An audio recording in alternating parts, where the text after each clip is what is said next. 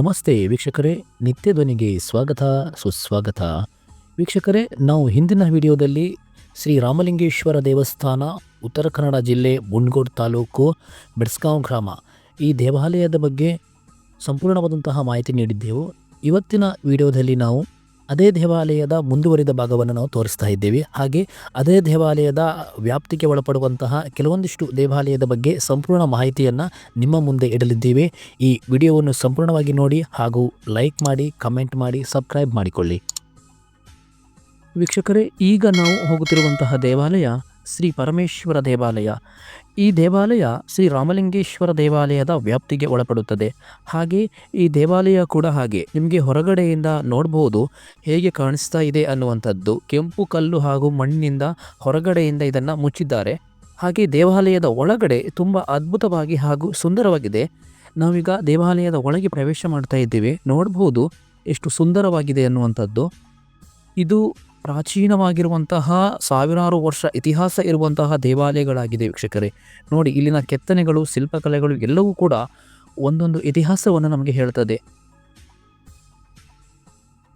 ಹೊರಗಿನಿಂದ ನಮಗೆ ಹಾಗೆ ಕಂಡರೂ ಕೂಡ ಒಳಗಿನಿಂದ ಎಷ್ಟು ಸುಂದರವಾಗಿದೆ ಈ ದೇವಾಲಯ ಅನ್ನುವಂಥದ್ದು.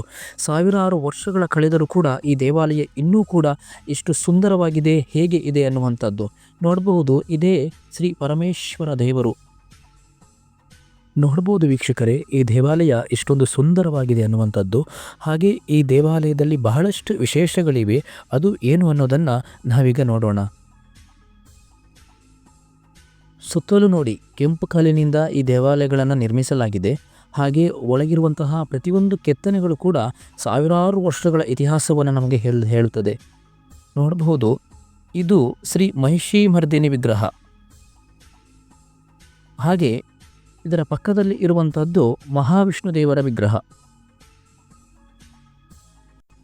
ಈ ವಿಗ್ರಹ ಮಹಾವಿಷ್ಣು ದೇವರ ವಿಗ್ರಹ ಆಗಿದೆ. ವೀಕ್ಷಕರೇ, ಹಿಂದೆ ನಾವೊಂದು ವಿಡಿಯೋವನ್ನು ಅಪ್ಲೋಡ್ ಮಾಡಿದ್ದೀವಿ. ಅದು ಶ್ರೀ ಉಮಾಮಹೇಶ್ವರ ದೇವಾಲಯ ಅಂತ. ಅದು ಇದೇ ದೇವಾಲಯದ ವ್ಯಾಪ್ತಿಗಳಿಗೆ ಒಳಪಡ್ತದೆ. ಹಾಗೆ ಈ ದೇವಾಲಯ ಕೂಡ ಹಾಗೆ. ಈ ಎಲ್ಲ ದೇವಾಲಯಗಳು ಒಂದೇ ರೀತಿ ಇರುವಂಥದ್ದು. ಇಲ್ಲಿನ ಕೆತ್ತನೆಗಳಾಗಿರ್ಬೋದು, ಶಿಲ್ಪಕಲೆಗಳಾಗಿರ್ಬೋದು, ವಾಸ್ತುಶಿಲ್ಪ ಆಗಿರ್ಬೋದು, ಅದಾದ ನಂತರ ಇಲ್ಲಿನ ವಿಗ್ರಹಗಳು, ಈ ಎಲ್ಲವೂ ಕೂಡ ಒಂದೇ ರೀತಿ ಇರುವಂಥದ್ದು. ಹಾಗೆ ಇಲ್ಲಿರುವಂತಹ ಶಾಸನಗಳಾಗಿರಬಹುದು, ಅದು ಕೂಡ ಹಾಗೆ ವೀಕ್ಷಕರೇ, ಒಂದೇ ರೀತಿ ಇರುವಂಥದ್ದು. ಹಾಗೆ ಇದು ವಜ್ರದ ಬಾವಿಯಂತೆ. ಈ ಬಾವಿಯನ್ನು ಬೀಸೋ ಕಲ್ಲಿನಿಂದ ಮುಚ್ಚಿದ್ದಾರೆ ಅಂತ ಹೇಳುತ್ತಾರೆ ವೀಕ್ಷಕರೇ, ಈ ದೇವಾಲಯದ ಮೇಲೆ ದಾಳಿಗಳು ಕೂಡ ಆಗಿತ್ತು. ಕೆಲವು ವಿಗ್ರಹಗಳು ಭಗ್ನವಾಗಿದೆ. ನೋಡಬಹುದು, ಇದು ಸುಬ್ರಹ್ಮಣ್ಯ ಸ್ವಾಮಿಯ ವಿಗ್ರಹ. ಇದು ತುಂಡಾಗಿದೆ, ಕೆಲವು ಭಾಗದಲ್ಲಿ ಪುಡಿಯಾಗಿದೆ.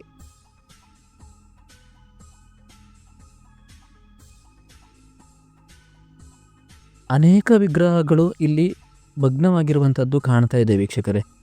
ನೋಡಬಹುದು ವೀಕ್ಷಕರೇ. ಹಾಗೆ ಈ ದೇವಾಲಯದ ಹೊರಗಡೆ ಇನ್ನಷ್ಟು ವಿಗ್ರಹಗಳಿದೆ. ಕೋದಂಡರಾಮನ ವಿಗ್ರಹ ಈ ದೇವಾಲಯದ ಹೊರಗೆ ಇರುವಂಥದ್ದು. ಇದೇ ವಿಗ್ರಹ ಕೋದಂಡರಾಮನ ವಿಗ್ರಹ ನೋಡಬಹುದು. ಮತ್ತು ಇದರ ಪಕ್ಕದಲ್ಲಿ ಇರುವಂಥದ್ದು ನಾಗರ ಕಲ್ಲು. ಹಾಗೆ ಇಲ್ಲಿ ಸಾವಿರಾರು ನಾಗರ ಕಲ್ಲು ಈ ಪ್ರದೇಶದಲ್ಲಿ ಇದೆ ವೀಕ್ಷಕರೇ. ಹಾಗೆ ವೀಕ್ಷಕರೇ, ಈ ಪರಮೇಶ್ವರ ದೇವಾಲಯದಿಂದ ಮೇಲೆ ಬೆಟ್ಟದ ಮೇಲೆ ಇರುವಂಥದ್ದು ಶ್ರೀ ವೀರಭದ್ರ ಸ್ವಾಮಿ ದೇವಾಲಯ. ನೋಡಬಹುದು, ಇದು ಶ್ರೀ ವೀರಭದ್ರ ಸ್ವಾಮಿ ದೇವಾಲಯ. ಈ ದೇವಾಲಯ ಕೂಡ ಅಷ್ಟೇ ವೀಕ್ಷಕರೇ, ಸಾವಿರಾರು ವರ್ಷಗಳ ಇತಿಹಾಸ ಇರುವಂತಹ ದೇವಾಲಯಗಳು. ಈ ವಿಗ್ರಹಗಳನ್ನು ನೋಡಿ ಎಷ್ಟೊಂದು ಸುಂದರವಾಗಿದೆ ಅನ್ನುವಂಥದ್ದು. ವೀಕ್ಷಕರೇ, ಈ ಪ್ರದೇಶಗಳಲ್ಲಿ ಸಾವಿರಾರು ವಿಗ್ರಹಗಳು ಹಾಗೂ ಶಾಸನಗಳು, ವೀರಗಲ್ಲುಗಳು ಇದೆ.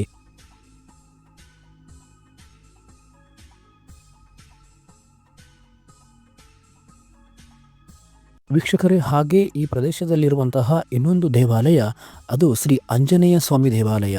ಈ ದೇವಾಲಯಕ್ಕೆ ಸಾಕಷ್ಟು ಇತಿಹಾಸ ಇದೆ ವೀಕ್ಷಕರೇ. ಹಾಗೆ ಈ ಪ್ರದೇಶದಲ್ಲಿ ಇರುವಂತಹ ಇನ್ನೊಂದು ದೇವಾಲಯ, ಅದು ಗುಗ್ಗುಳೇಶ್ವರ ದೇವಾಲಯ ಅಂತ. ಈ ದೇವಾಲಯ ಕೂಡ ಹಾಗೆ ಶ್ರೀ ಪರಮೇಶ್ವರ ದೇವಾಲಯ ಹೇಗೆ ಇದೆಯೋ ಇಲ್ಲೂ ಕೂಡ ಹಾಗೆ ಇರುವಂಥದ್ದು. ಕೆಂಪು ಕಲ್ಲಿನಿಂದ ಹೊರಗಿನಿಂದ ಮುಚ್ಚಿದ್ದಾರೆ. ನಂತರ ದೇವಾಲಯದ ಒಳಗಡೆ ತುಂಬ ಸುಂದರವಾಗಿದೆ.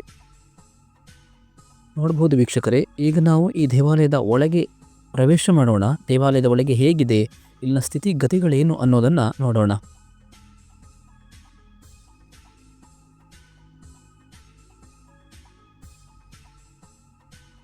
ನೋಡ್ಬೋದು ವೀಕ್ಷಕರೇ, ದೇವಾಲಯದ ಒಳಗೆ ಎಷ್ಟೊಂದು ಚೊಕ್ಕವಾಗಿ ಹಾಗೂ ಸುಂದರವಾಗಿದೆ ಅನ್ನುವಂಥದ್ದು.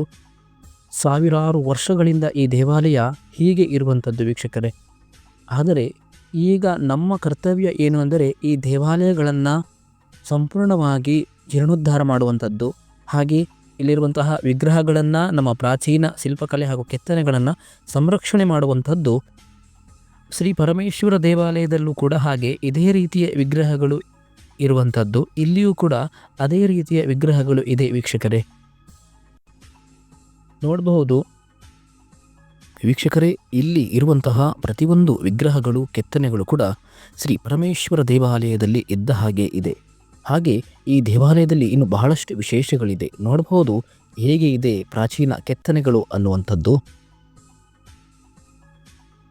ಬಹಳ ವಿಶೇಷವಾಗಿದೆ ವೀಕ್ಷಕರೇ.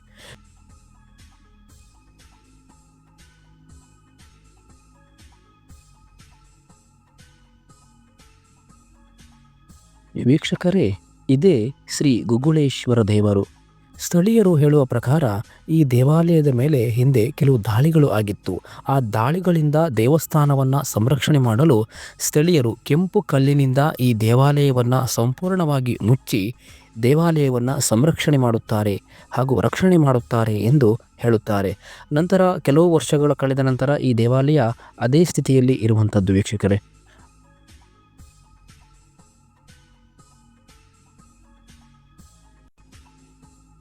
ವೀಕ್ಷಕರೇ, ಇಲ್ಲಿರುವಂತಹ ಎಲ್ಲ ದೇವಾಲಯಗಳನ್ನು ಅಭಿವೃದ್ಧಿ ಮಾಡಲು 2 ಕೋಟಿ ರೂಪಾಯಿ ಖರ್ಚಾಗಬಹುದು. ವೀಕ್ಷಕರೇ, ಶ್ರೀ ರಾಮಲಿಂಗೇಶ್ವರ ಸೇವಾಭಿವೃದ್ಧಿ ಟ್ರಸ್ಟ್ ಹಾಗೂ ಈ ಊರಿನ ಗ್ರಾಮಸ್ಥರು ಇಲ್ಲಿರುವಂತಹ ಎಲ್ಲ ದೇವಾಲಯಗಳನ್ನು ಅಭಿವೃದ್ಧಿ ಮಾಡಲು ಯೋಜಿಸುತ್ತಿದ್ದಾರೆ. ಹಾಗೆ ಈ ದೇವಾಲಯದ ಅಭಿವೃದ್ಧಿ ಕಾರ್ಯಗಳ ಜೊತೆ ಸಮಾಜದ ಎಲ್ಲ ಬಂಧುಗಳು ಹಾಗೂ ಎಲ್ಲ ದಾನಿಗಳು ಸಹಕರಿಸಬೇಕಾಗಿ ಊರಿನವರು ಹಾಗೂ ದೇವಸ್ಥಾನದ ಆಡಳಿತ ಮಂಡಳಿ ಎಲ್ಲರಲ್ಲಿಯೂ ವಿನಂತಿಸಿಕೊಳ್ಳುತ್ತಿದೆ. ವೀಕ್ಷಕರೇ, ಇಂತಹ ದೇವಾಲಯಗಳನ್ನು ಸಂರಕ್ಷಣೆ ಮಾಡುವಂಥದ್ದು, ಅಭಿವೃದ್ಧಿ ಮಾಡುವಂಥದ್ದು ಇದು ಹಿಂದೂ ಸಮಾಜದ ಕರ್ತವ್ಯ ಆಗಿದೆ. ಹಿಂದೂ ಸಮಾಜದ ಎಲ್ಲ ಬಂಧುಗಳು ಹಾಗೂ ಎಲ್ಲರೂ ಸೇರಿ ಈ ದೇವಾಲಯಗಳ ಅಭಿವೃದ್ಧಿ ಕಾರ್ಯಗಳ ಜೊತೆ ಕೈ ಜೋಡಿಸಬೇಕು. ವೀಕ್ಷಕರೇ, ಇದು ಶ್ರೀ ರಾಮಲಿಂಗೇಶ್ವರ ದೇವಾಲಯದ ಅಧಿಕೃತ ಬ್ಯಾಂಕ್ ಖಾತೆ. ಈ ಖಾತೆಗೆ ಹಣ ಹಾಕಿ ನೀವು ದೇವಾಲಯದ ಅಭಿವೃದ್ಧಿ ಕಾರ್ಯಗಳ ಜೊತೆ ಕೈ ಜೋಡಿಸಬಹುದು. ನಿತ್ಯ ಧ್ವನಿಯ ಈ ಮಾಹಿತಿಗಳು ನಿಮಗೆ ಇಷ್ಟವಾದರೆ ದಯವಿಟ್ಟು ಲೈಕ್ ಮಾಡಿ, ಕಮೆಂಟ್ ಮಾಡಿ ಹಾಗೂ ಸಬ್ಸ್ಕ್ರೈಬ್ ಮಾಡಿಕೊಳ್ಳಿ. ಧನ್ಯವಾದಗಳು ವೀಕ್ಷಕರೇ.